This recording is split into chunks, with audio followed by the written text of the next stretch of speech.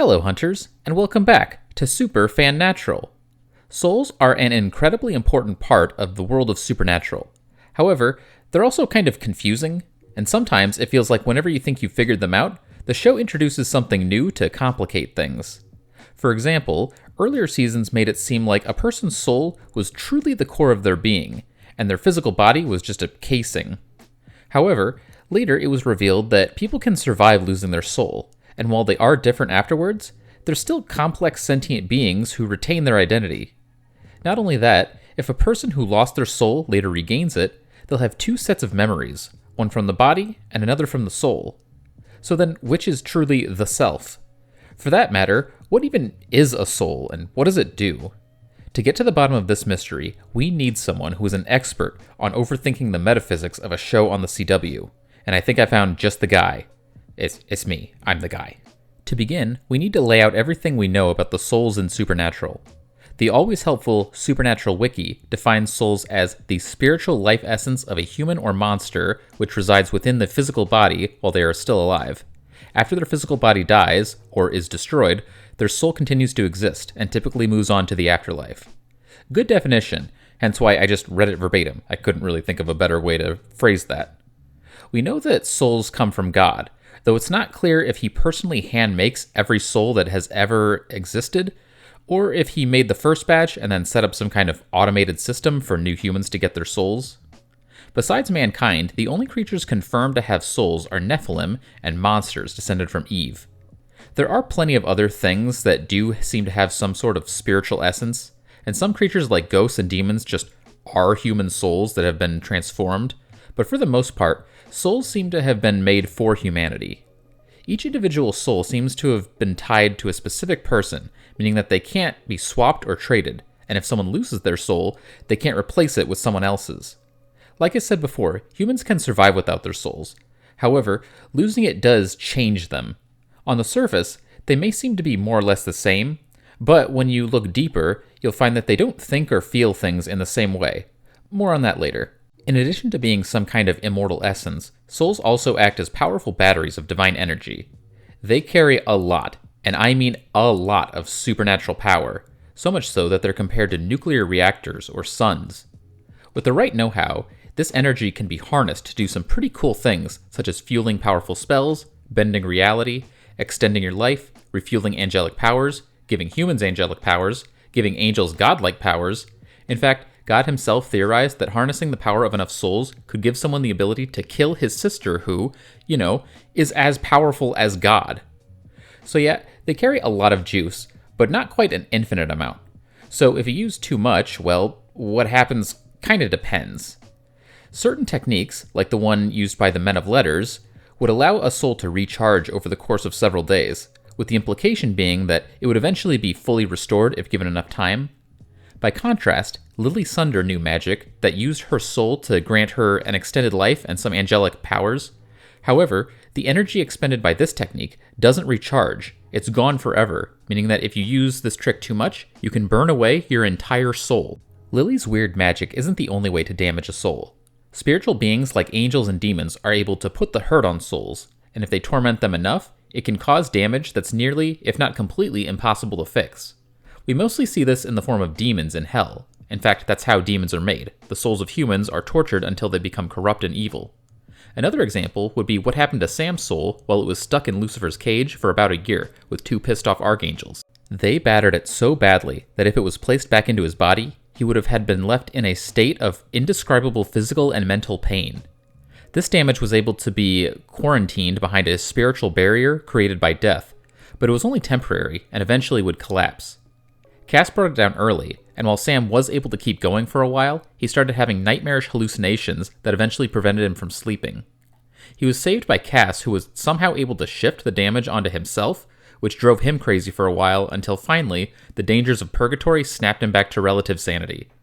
Before settling on the wall, Dean asked Death if he could just amputate the damage, but Death claimed that souls can't be broken or split like that. But we later saw that someone in the Kingdom of Oz was able to create a magical key that could split a person's soul into two separate beings. They would move and act independently of each other, however, they were still linked, and damage done to one would appear on the other as well.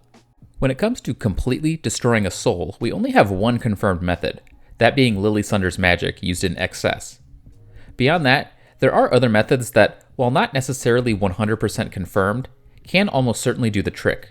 For example, I'm 100% sure that the darkness can fully snuff out souls, though it's worth mentioning that she herself claimed that the souls she devoured for fuel lived on inside her. There's also the fact that the souls of dead monsters can apparently be killed in purgatory with no explanation or even hint as to what happens to them afterwards, which really makes it seem like they just get wiped out of existence. We don't know that for sure, but considering the fact that we never see or hear about these double-killed creatures coming back, it really seems like it. There was also one weird instance of a ghost absorbing or maybe consuming other ghosts.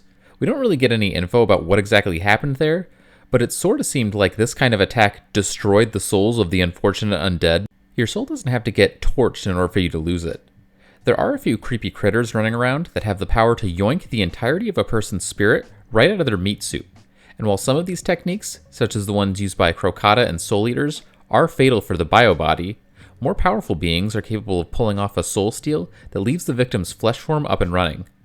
We mostly see this from the darkness, but we also saw that certain extra ancient demons could also de-soul humans without making a deal. Also, the very first instance of this kind of weird body-soul separation came about after Castiel rescued Sam's body from the Hell Cage and somehow managed to leave his soul behind. Nothing about this situation was ever really explained, but I made a whole video laying out how I think it all went down, so check that out if you're interested. The only person who can restore a lost or damaged soul is, predictably, God. If capital G God isn't available for a soular restoral, it is possible to get one back without him by getting a hold of the Occultum, a weird metal ball which grants access to the Garden of Eden. There, a little girl and a snake will talk to you, and then you get your soul back. Easy peasy. Unfortunately, humans are barred from entering the garden, meaning that this method seems to be reserved for Nephilim. Although, I do wonder, could monsters and demons be cured this way? Like, could the garden wash away the bad part and leave them as regular humans again? Who knows, but it's fun to think about. We don't really know when or how new humans are bestowed with their souls, and I'm not just talking about newborn babies. See, it's possible for certain inhuman entities, namely demons and angels, to be converted from spiritual supernatural beings into living, breathing, soul-having human people. With demons, this is done via a ritual known as the demon cure, and to me, there's really no mystery as to where the soul comes from upon completion. They already had it. After all, demons are just really fucked up human souls already, so the cure just, cures them. However, when it comes to angels, things get weird again because, unlike Hellspawn, members of the heavenly host don't have souls. Instead, angels have something called grace, which is the source of their angelic power. But if an angel's grace is removed, then they will somehow gain a soul, a process that is never explained. I guess if we're getting really technical, it's never super clearly confirmed that they do get souls, but when Metatron degraced Cass, he explicitly states that one day Cass's soul would return to heaven. What's even weirder is that if an angel retakes their grace, or steals some from another angel, then they'll be re-angelified and their soul will, disappear? Where it comes from and where it goes, explanation not found. When it comes to a soul's day-to-day functions, it's a little nebulous. Obviously, we know that having a soul affects how a person thinks and feels. It's just that we mostly gauge the effect by how people change after losing their souls. One of the biggest changes seen in soulless people is their moral compass. They don't really seem to have one. Instead, they just do whatever they want at any given moment. It's not so much that they don't know what society considers right and wrong, it's more that they just don't care, at least not as much. They can still exercise self-control. After all, Donatello Redmond was able to control his behavior in order to act pretty normal. However, to do so, he had to imagine how Mr. Rogers would handle certain situations. This to me suggests that souls are linked to the ability to feel empathy, to care about the well-being of others for reasons beyond personal gain. Now, to be fair, some soulless folks do seem to feel at least a little bit of empathy. However, they don't necessarily seem to care much about what others are feeling, even if they understand it. Another noteworthy symptom of soullessness is a decrease in passion. People who lose their souls seem to have a hard time feeling strongly about things they used to. For example, Len Fletcher lost pretty much all interest in most of his beloved hobbies. He could remember caring about them, but he just couldn't find joy in them anymore, and any attempt to do so was just him going through the motions. By contrast, Sydney was no longer traumatized by her past abuse and seemed to feel somewhat liberated. Donatello goes as far as to compare his inner self to a black hole and says that at his core, he's just empty. Now, don't misunderstand, it's not that they don't feel emotions.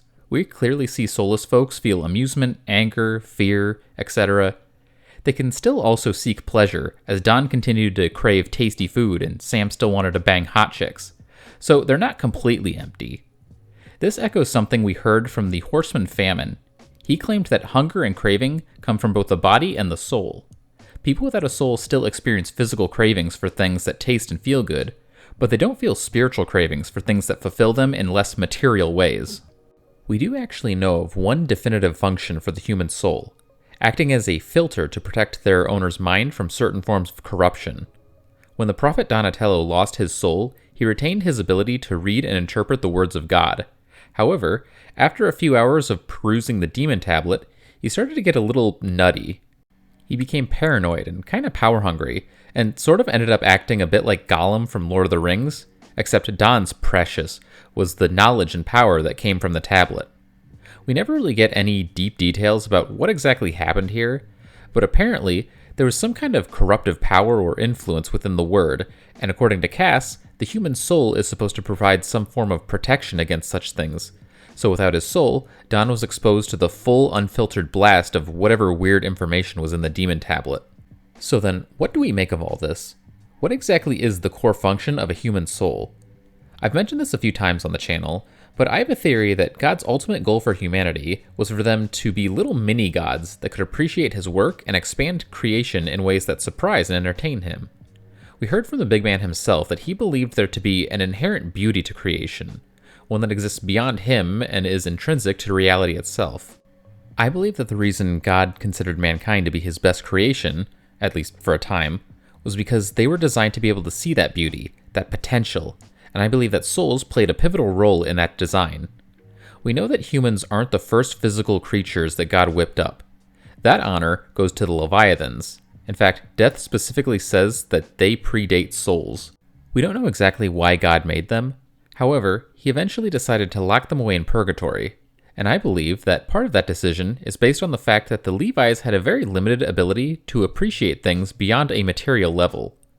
They do have some capacity for aesthetic or artistic appreciation, but at their core, they really only care about eating. They don't even really care about each other, with the only reason that they're able to cooperate was because they feared one Leviathan in particular, and he was able to leverage that into a position of absolute authority. The point is, after scrapping the Chompers, God went back to the drawing board and decided that his next big project would benefit from something that made them, well, a little bit more like him. Not in terms of power, but rather perception. He wanted to make something that could see the glory in the world that he made, as well as the potential for what could exist. He also wanted them to care about each other, to help one another and work together for the betterment of their species. Ultimately, I believe that God decided that if he wanted his creations to be a bit more like him, then why not imbue them with a bit of, well, him? Why not give them an infusion of his own divine essence to help steer them in the right direction? That's basically what I believe souls are. They're little bundles of pure God essence that drive humans to think, feel, and act more like their creator. Now, I'm not saying souls make humans exactly like God, just more like him. It gave them a creative eye, as well as a hunger for fulfillment that goes beyond the biological needs. It also gave them a deeper sense of empathy, so that they could care about one another along with other living creatures. I don't want to give the impression that souls are just programming, because they aren't. Instead, they're more like an organ, a divine brain that sends spiritual signals to the body. Also, like a brain, a person's soul starts out blank, but is gradually reshaped and changed over the course of their life. The soul guides and influences the body. However, that bag of strings and pulleys also comes with a simian biobrain that constantly sends electrical and chemical signals based on physical stimuli. In my opinion, it is the interplay between these two driving forces that truly make a person. I believe that a person's actions, choices, and experiences reflect back onto their soul, shaping it, scarring it, molding it into a reflection of a lifetime battle between physical and spiritual influences. There's a mention in the Demon Tablet about something called the collective tapestry of the human soul. We don't get any information about what that is, but I think that it serves as a description of what a soul goes through during a person's lifetime.